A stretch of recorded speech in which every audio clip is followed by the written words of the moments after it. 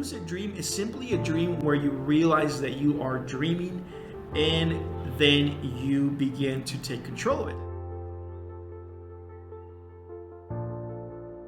Look at all these people. Seems as though they're just all chatting away, doesn't it? Yeah. Nothing to do with you. No. And yet, maybe they're only here because you wanted them to be here. You are their god. And not only that, but you can make them obey you, or even destroy you. Well, what I'd love for them to do is shut the fuck up, especially you.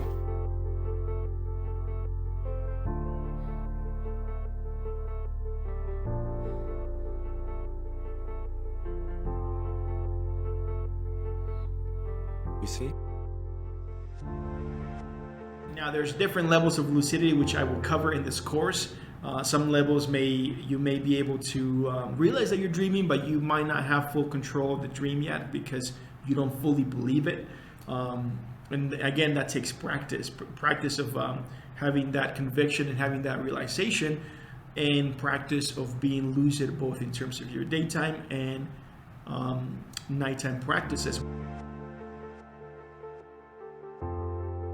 How does lucid dreaming relate to your daytime reality, if you will? I'm going to start maybe using waking reality.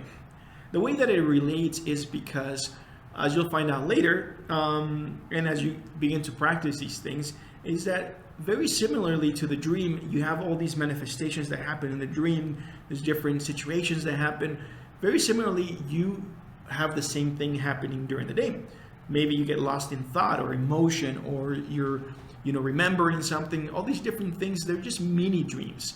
And so lucid dreaming is a direct view of those unconscious moments that you have during your waking reality. And so this gives you a perspective. And so in this way, that is how it becomes a more of a personal growth or a consciousness practice, awakening practice, if you will, as you transform the lucid dreaming practices that may involve some fun stuff like flying and all these different things into what is called dream yoga. And in dream yoga, you are literally beginning to notice all these different illusions to begin to increase your level of awareness and consciousness. And that is incredibly powerful because as you begin to unravel all these unconscious things, basically you gain control over everything. When you gain control of your mind and you gain control over your reality, that is a fantastic place to be in, because you gain access not only to new levels of mind and even new levels of operation of mind in terms of being able to access more knowledge, more wisdom, but also in regards to the way that you create, like I said before, manifesting, all the way to the way that you react to life, your levels of fulfillment, because of the fact that you are now the master of your mind. And as you engage in lucid dreaming and are able to have anything you wish, experience whatever you want, be, feel, whoever you want to be, your desire will also diminish in your waking life. Your limits will be expanded, but your cravings will lessen. I've been asked, what if I get too caught up in living a dream and forget what is reality?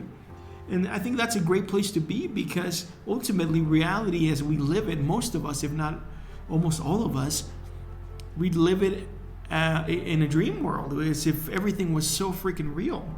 That is a great place to be at, but also it doesn't mean that you will act unreserved and do crazy things, but rather you'll wake up to an illusion of a dream that we think things as permanent. We think things that are completely based off of our identity and our illusion of self. What the heck is dream yoga? If you've never heard of it, if you haven't Googled it yet. So dream yoga is simply using the practice of the night, the practice of your dreams to become more aware. It's almost like the meditation of your dreams. And so kind of like the meditation, you become more and more aware of your dreams, your emotions, and your internal world, as well as the outside perceptions that you have of that outside world. it is the same thing with, with dream yoga. You are basically bringing awareness into your dreams, and that is what dream yoga is all about. All right, so why even practice dream yoga? Let's say that you are interested in lucid dreaming because of the potential for mind expansion and maybe some of the awesome fun things you can do. And let's say you have certain goals in life, like in business, in your career, in your love life and everything. So how the heck does dream yoga relate to all this? Well, it is really, to be honest, the shortcut to all of this. So if you apply and practice anything in a dream, it is many times more effective than when it is applied in real life.